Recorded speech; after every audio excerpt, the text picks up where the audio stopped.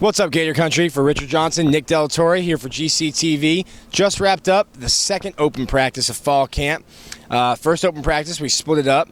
I was watching the defense. Richard was watching the offense. We mixed it up again today. Richard was watching the big uglies down in the trenches, and I was watching the playmakers. I take offense to the term big uglies, man. Offensive line, that's God's position. Opening up the holes, making it so the prima donnas in the backfield can get some yardage. Without us, you're nothing. I was watching the guys that get paid money to score touchdowns. If you were following along on our message board, Richard was getting on a certain right tackle today. Richard, who was that, and what did you see?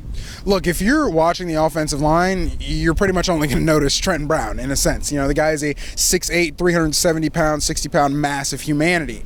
And, you know, I've never carried around that much weight at that size, so I can't imagine that it's easy to do. But Trenton Brown doesn't do it well. And I think it's just a situation of he needs to find techniques to get around how just massive a human being that he is. You know, he's slow coming out of his stance.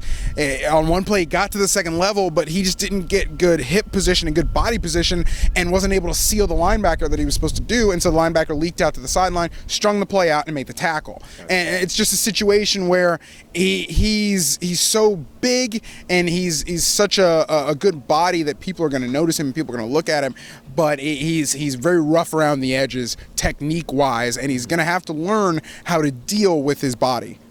Now, it wasn't all bad on the offensive line. There were some positives.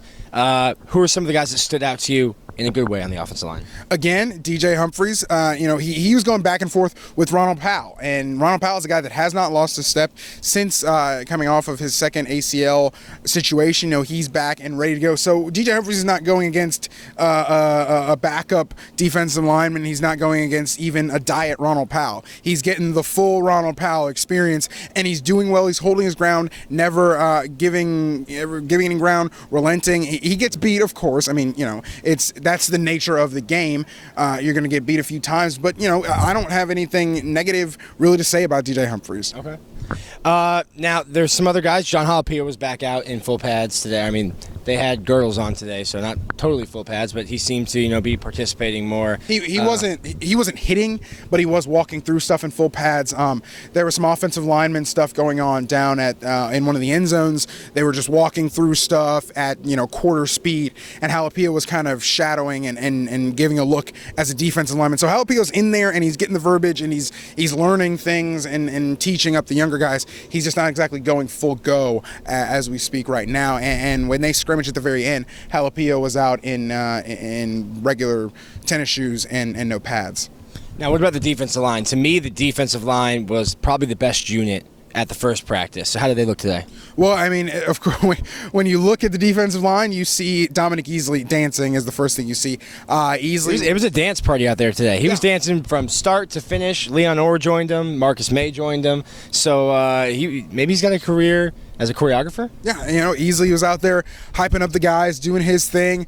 You know, played well, played about as you expect him to do. You know, he's a guy that when you see those guys play, you know, you're getting from a year of them. You know, you're getting a very good, productive player. So when we don't, you know, mention a guy like Dominic Easley or something like that, it's because he's doing fine. You know, if we're saying something about him, it's because the talent or whatever on a particular play has dropped off, and that's when you notice Easley. You usually notice those guys when they're doing something wrong because they're usually doing something right. Right. All right, now moving on to the guys that you want to watch. The quarterbacks, the receivers, the defensive backs. Today wasn't Jeff Driscoll's day. Or Tyler Murphy's day, to be completely honest. No, quarterback struggled today, sailed some passes. Wasn't their best day. Did see Driscoll throw the ball away on 2 occasions, which would have loved to see a little bit more of that last year. But that to me, that shows a little more maturity and a little more progression in his game, to be able to scramble out, and instead of taking the sack or running out of bounds behind the line of scrimmage, you see Driscoll scrambling out and getting rid of the ball like he should. Receiver DeMarcus Robinson, again, looked good. He runs crisp routes.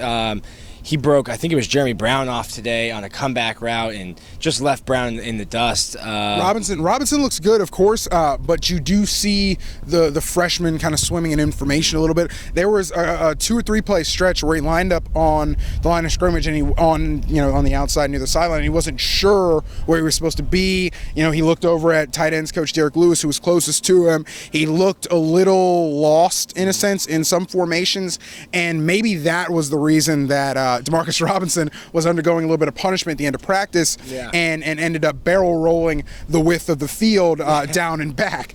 We don't know for sure what that punishment was for, but you can assume. Yeah, well, a little barrel rolling up and down the field never hurt anybody. But yeah, definitely physically you see that he's already there. Physically, talent-wise, he doesn't need to improve much, but it's still grasping the playbook and the mental part of the game.